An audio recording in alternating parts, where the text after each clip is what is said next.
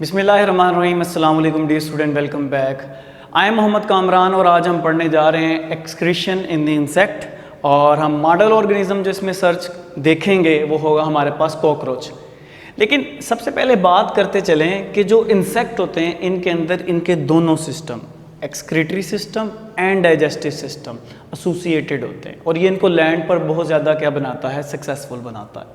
इनके ऑर्गन की बात करें तो इनके पास एक्सक्रीशन के लिए होती हैं मालपीजियन ट्यूब्यूल्स, जिसकी डायग्राम मैं अभी आपको शो करूंगा अभी कि ये कैसी होती हैं। अब डियर स्टूडेंट, ये हमारे पास एक इंसेक्ट मौजूद है, ये इसके अंदर एक ट्यूबुलर सिस्टम मौजूद है और ये इसकी हम बोलते हैं दीज आर मालपीजियन ट्यूब्यूल्स। ठीक है, थोड़ी सी हम एक और डायग्राम ड्रा करके देखते हैं जो कि कॉकरोच की है। एक सादी सी डायग्राम बनाएंगे हम बस अपने टॉपिक को समझने के लिए। ठीक है, अब ये हमारे पास कॉकरोच है। ठीक है, अब इसके पास हमारे पास हमने इसका डाइजेस्टिव सिस्टम पार्ट 1 में पढ़ा था।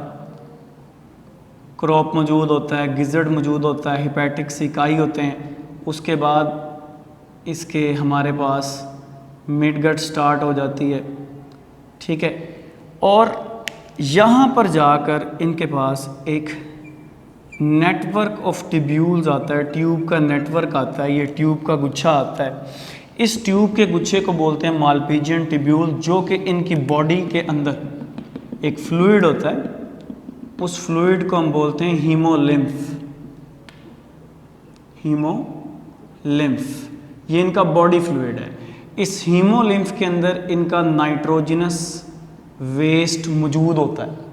उस नाइट्रोजनस वेस्ट को जो कि इनके हीमोलिम्फ में मौजूद होता है, मालपीजियन ट्यूब्यूल्स इकट्ठी करके बॉडी से निकालती हैं। लेकिन उससे पहले हम इसके डायग्राम को पूरा कर लेते हैं। यहाँ से ऑनवर्ड इनका हमारे पास आता है हाइंड गट और ये यहाँ पर इनकी आ जाती है रेक्टम, लास्ट पार्ट। अब इनकी बॉडी में कैसे नाइट्रोजनस वेस्ट इकट्ठा होता है, तो उससे पहले हम मालपीजियन ट्यूब्यूल्स को देखते हैं। मालपीजियन ट्यूब्यूल्स एक सस्पेंडेड, एक लटका हुआ नेटवर्क जाल है ट्यूब्यूल्स का, जो कि इनकी हीमोलिम्फ में सस्पेंडेड होता है। ये इनके बॉडी फ्लूइड कहलाता है। ठीक है, और ये हीमोलिम्फ इनकी साइनस कैविटीज़ में से इकट्ठा किया जाता है। इस हीमोलिम्फ के अंदर मौजूद होता है नाइट्रोजनस वेस्ट। अब लेट्स सपोज ये हीमोलिम्फ है, जैसे ये मौजूद है, तो उस हीमोलिम्फ को सबसे पहले उस नाइट्रोजनस वेस्ट इनकी जो मालपीजियन ट्यूब्यूल है उनकी एपिथेलियल लाइनिंग को क्रॉस करता है। ये मालपीजियन ट्यूब्यूल है, ये इसकी जो बाहर वाली कवरिंग है इसे हम बोलते हैं एपिथेलियम। ये इतनी ज़्यादा मोटी नहीं होती, तो ये यहाँ से नाइट्रोजनस वेस्ट एपिथेलियम को क्रॉस करते हुए यहाँ पर आ जाता है। इसको बोलते हैं ल्यूमन।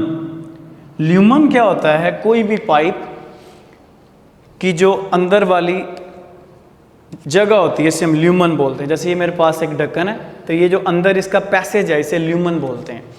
तो होता क्या है, कलेक्ट नाइट्रोजनस वेस्ट को करते हैं कैसे? एपिथेलियम कलेक्ट करती है और उसे डंप्ड कर देती है, फेंक देती है इनटू ल्यूमन। अब यहां पर ल्यूमन में ये नाइट्रोजनस वेस्ट आ चुका है। बहुत आसान है। ल्यूमन क्या है? कोई भी नाली के अंदर जो खाली जगह है जहां पर फ्लूइड ने मूव करना से ल्यूमन बोलते हैं। वहां से बेटा ये नाइट्रोजनस वेस्ट आता है इनटू दी हाइंड गट और हाइंड गट से कहां चला जाता है? रेक्टम में। अब रेक्टम में याद रखिएगा इनके रीएब्जॉर्प्शन होती है।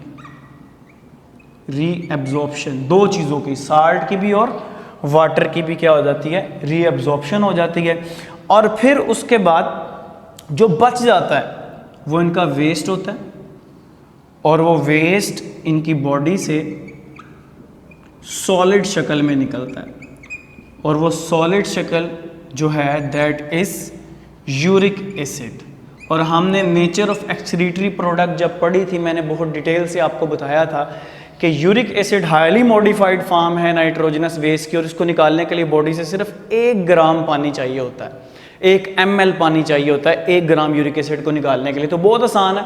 डाइजेस्टिव और एक्सक्रीटरी सिस्टम एसोसिएटेड है। मालपीजियन ट्यूब्यूल्स इनका एक्सक्रीटरी सिस्टम है, एक सस्पेंडेड, एक लटका हुआ, एक बॉडी में फैला हुआ इनके सिस्टम है, ठीक है, जो हीमोलिम से नाइट्रोजनस वेस्ट को इकट्ठा करता है एपिथेलियम के ज़रिए इन ट्यूब्स की, फिर ल्यूमन में, ल्यूमन से इनकी हाइंड गट्स में, हाइंड गट्स से रेक्टम से चला जाता है बाहर वेस्ट यूरिक एसिड की शक्ल में। और ये था इनका बहुत ही आसान सा सिस्टम। उम्मीद है आपको ये बात समझ आई होगी।